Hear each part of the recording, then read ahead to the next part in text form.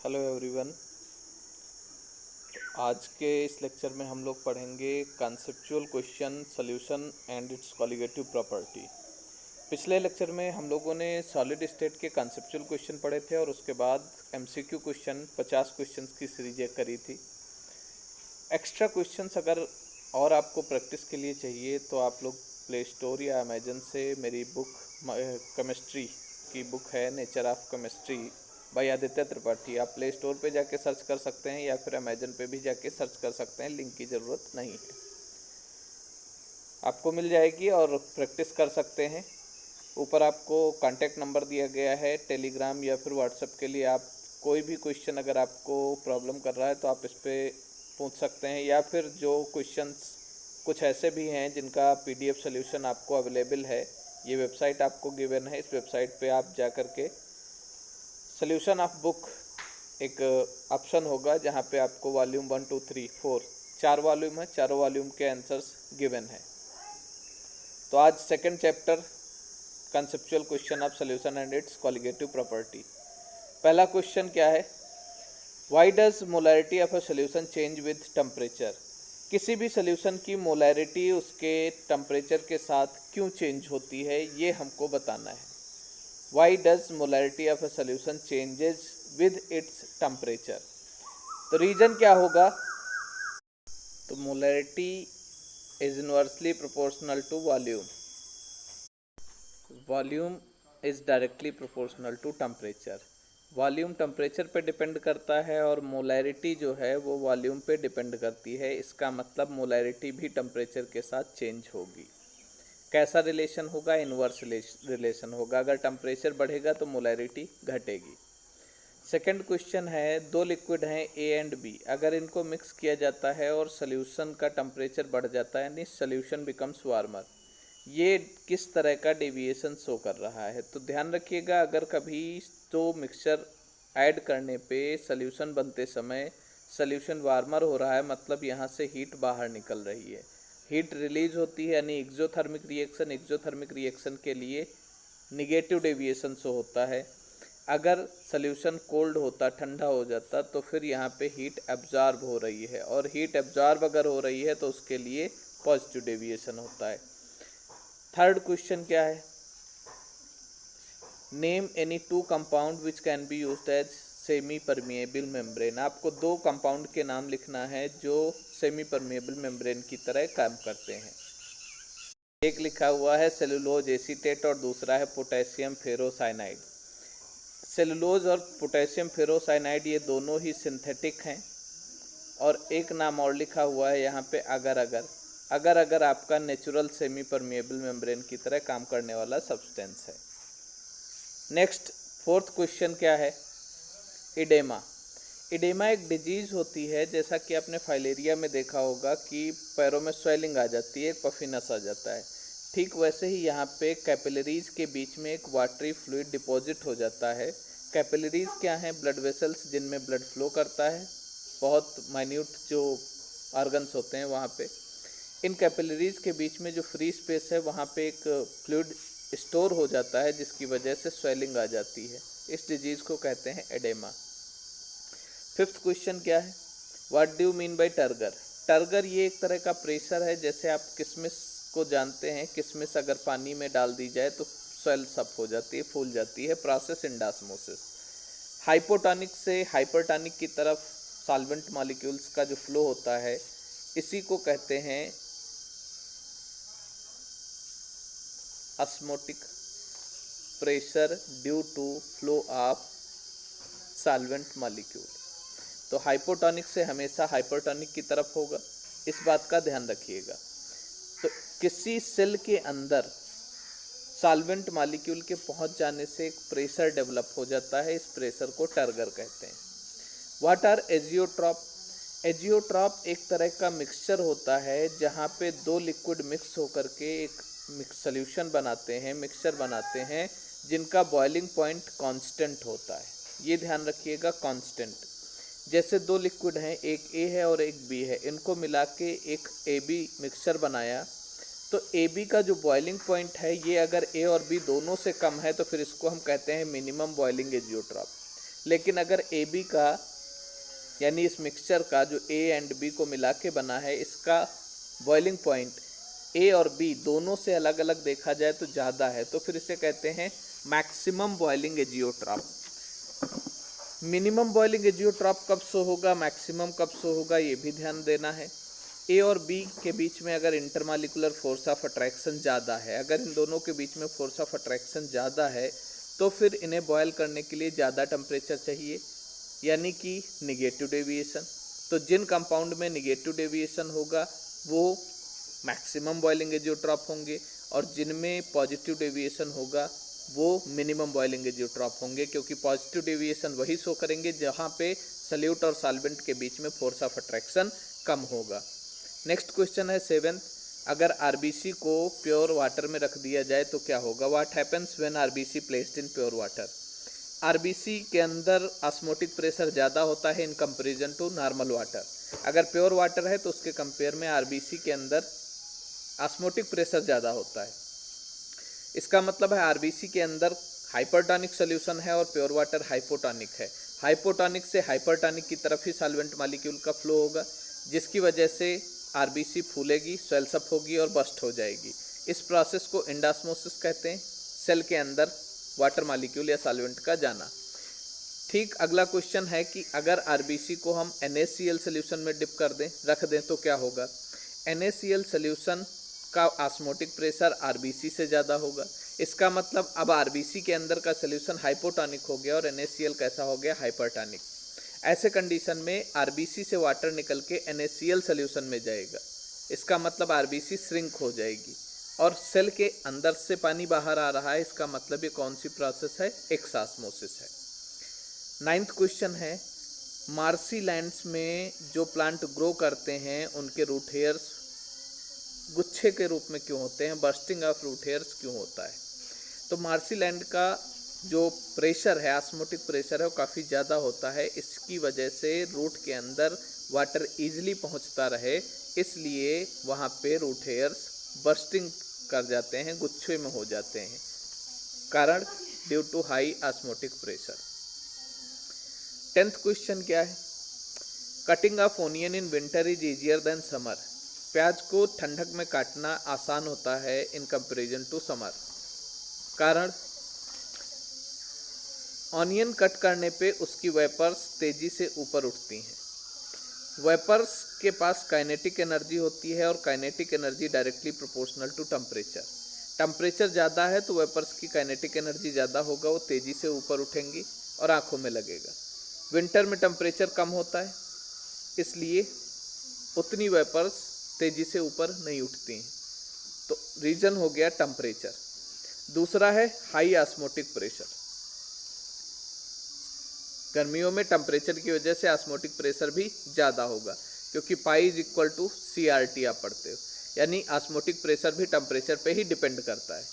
तो osmotic pressure भी high होगा अगर टेम्परेचर ज़्यादा है तो। 11th क्वेश्चन है, calcium chloride is use to clear snow from the road of hills. पहाड़ियों पे जब बर्फबारी होती है तो वहाँ से बर्फ़ को साफ करने के लिए कैल्शियम क्लोराइड या फिर NaCl किसी साल्ट का इस्तेमाल करते हैं, क्यों। साल्ट जब हम बर्फ़ पे डालते हैं तो ये डिसोसिएट होता है अपने आयंस में, कोई भी डालें NaCl या फिर CaCl2। आयंस में ब्रेक होगा तो वहाँ पे वान हाफ फैक्टर की वैल्यू बढ़ेगी। वान हाफ फैक्टर की वैल्यू बढ़ेगी तो डिप्रेशन इन फ्रीजिंग पॉइंट क्या होगा, बढ़ जाएगा। वाटर का डिप्रेशन इन फ्रीजिंग पॉइंट यानी कि और ज़्यादा लोअर टेम्परेचर पे आइस फ्रीज होना स्टार्ट करेगी, तो फिर जिस टेम्परेचर पे आइस बनी थी वहाँ पे पिघलना स्टार्ट हो जाएगी। तो वान हाफ फैक्टर की वैल्यू बढ़ जाती है साल्ट के लिए, डिसोसिएशन फैक्टर होता है, इसलिए हम साल्ट को इस्तेमाल करते हैं आइस को हटाने के लिए।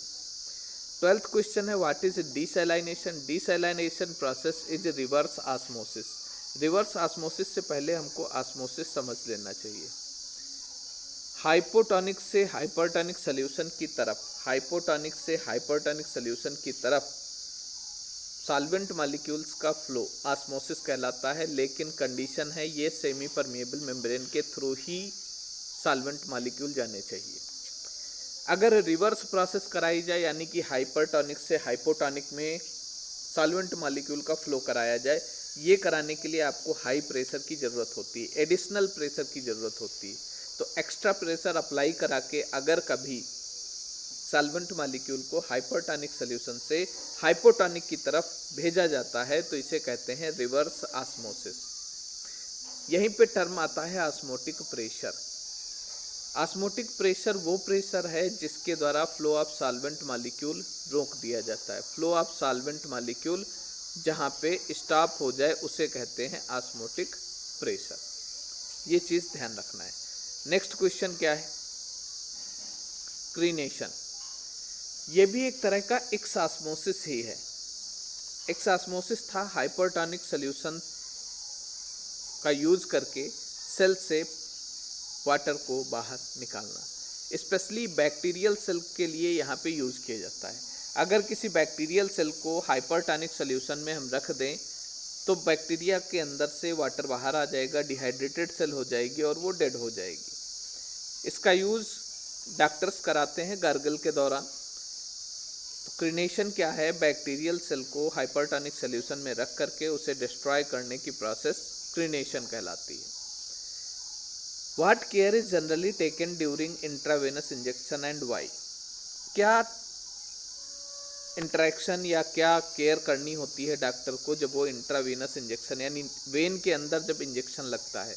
उनको ध्यान देना होता है कि मेडिसिन का ऑस्मोटिक प्रेशर ब्लड के बराबर होना चाहिए, यानी medicine is isotonic with blood. अगर मेडिसिन हाइपरटोनिक है तो फिर आरबीसी श्रिंक हो जाएंगी, और अगर मेडिसिन हाइपोटोनिक हो गई तो ब्लड सेल्स स्वेल्स अप हो जाएंगी। दोनों ही कंडीशन डेंजरस हैं। तो ध्यान देना है, medicine is always isotonic with blood, यानी दोनों का ऑस्मोटिक प्रेशर सेम होना चाहिए। 15th क्वेश्चन है, explain why a person suffering from high blood pressure is advise to take less quantity of common salt.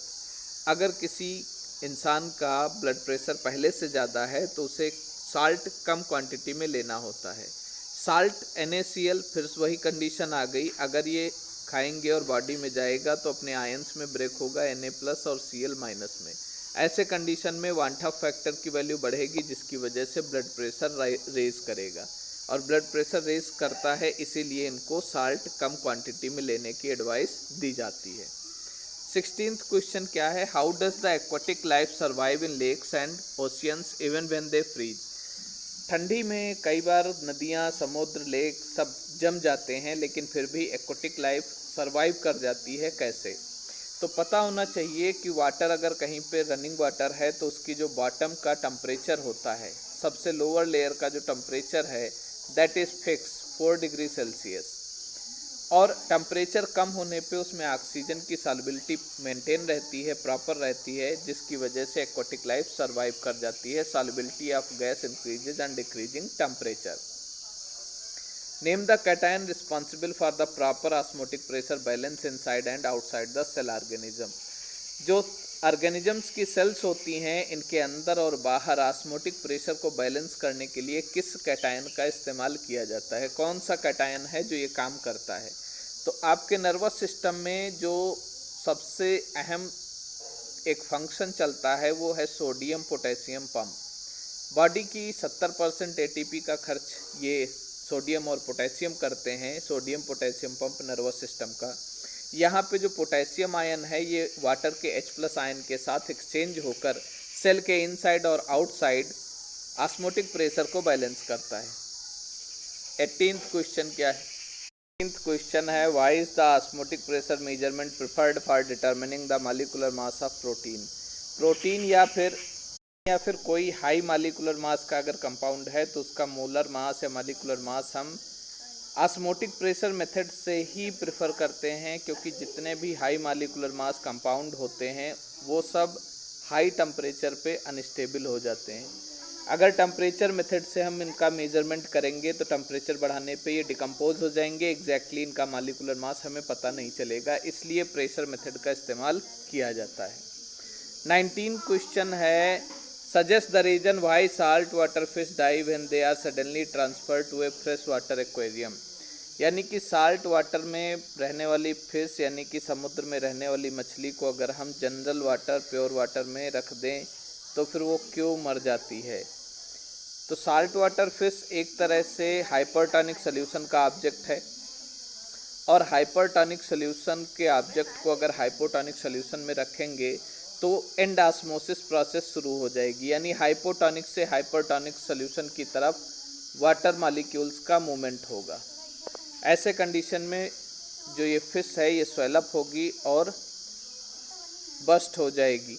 लेकिन ठीक इसके अपोजिट अगर हम फ्रेश वाटर फिश को साल्ट वाटर में प्लेस करें, यानी हाइपोटोनिक सोल्यूशन का ऑब्जेक्ट हो और उसे हम हाइपरटोनिक सोल्यूशन में रख दें, तो फिर वाटर का मूवमेंट उस फिश से बाहर की तरफ होगा, यानी कि एक्सॉस्मोसिस होगा और सेल श्रिंक होकर डिहाइड्रेशन से डेड हो जाएगी। Question number 20, state the main advantage of molality over molarity as the unit of concentration. Molality होता है moles of solute upon weight of solvent, जबकि मोलैरिटी होता है mole of solute upon volume. Volume एक temperature dependent quantity है, जबकि मास temperature independent है। इसलिए मोलैलिटी बेटर कंसंट्रेशन यूनिट मानी जाती है, क्योंकि टेम्परेचर बदलने पे मोलैलिटी की वैल्यू चेंज नहीं होती है, जबकि मोलैरिटी की वैल्यू चेंज हो जाती है। नेक्स्ट 21 क्वेश्चन है, 10 ml लिक्विड ए और 10 ml लिक्विड बी अगर मिक्स कर रहे हैं तो फाइनल वॉल्यूम 19.9 है। इसका मतलब ए और बी इन दोनों को मिलाने पे जो सोल्यूशन बना है उस सोल्यूशन में ए और बी के मिड लगने वाला फोर्स ऑफ अट्रैक्शन बढ़ गया है। Force of attraction of A B is greater than A and greater than B. Force of attraction बढ़ेगा तो सोल्यूशन कॉन्ट्रैक्ट होगा, संकुचित होगा, जिसकी वजह से वॉल्यूम रिड्यूस होगा। और यहाँ पे डेविएशन भी कैसा होगा? निगेटिव। अगर सोल्यूशन बढ़ जाता, सोल्यूशन का वॉल्यूम रेज करता, इंक्रीज कर जाता, इसका मतलब है ए और बी के बीच फोर्स ऑफ अट्रैक्शन ए और बी से कम है, तो सल्यूट और सॉल्वेंट दोनों से ही सोल्यूशन का कम है। उस कंडीशन में फोर्स ऑफ अट्रैक्शन कम होगा तो वहाँ पे वॉल्यूम बढ़ेगा और वहाँ पे डेविएशन होगा positive. Why do doctor advice gargle with saline water in case of sore throat? Sore throat का मतलब है जब गले में खराश से खिचखिच होती है तो डॉक्टर गार्गल करने की एडवाइस क्यों देते हैं? तो पता है सोर थ्रोट में क्या होता है, बैक्टीरियल इन्फेक्शन की वजह से गले की जो सेल्स होती हैं ये स्वेल्स अप हो जाती हैं। तो एक तो बैक्टीरियल सेल और दूसरा जो नेक में गले के अंदर आपके सेल्स हैं वो स्वेल अप हो जाती हैं। ये जो सैलाइन वाटर का सल्यूशन होगा ये वहाँ पे हाइपरटोनिक सल्यूशन का काम करेगा, जिसकी वजह से बैक्टीरियल सेल से भी वाटर बाहर आएगा और जो नॉर्मल सेल्स हैं स्वेल्स अप हैं उनसे भी वाटर या लिक्विड जो भी है वो बाहर आ जाएगा, जिसकी वजह से ये सेल्स श्रिंक हो जाएंगी, बैक्टीरियल सेल डेड हो जाएगी। बैक्टीरियल सेल के लिए ये प्रोसेस कहलाती है क्रिनेशन, पहले पढ़ चुके हैं। और नॉर्मल सेल्स भी रिड्यूस होकर के अपने नॉर्मल शेप में आ जाएंगी। Question number 23, when outer cell of egg removed, one egg is placed in pure water and other is placed in NaCl solution.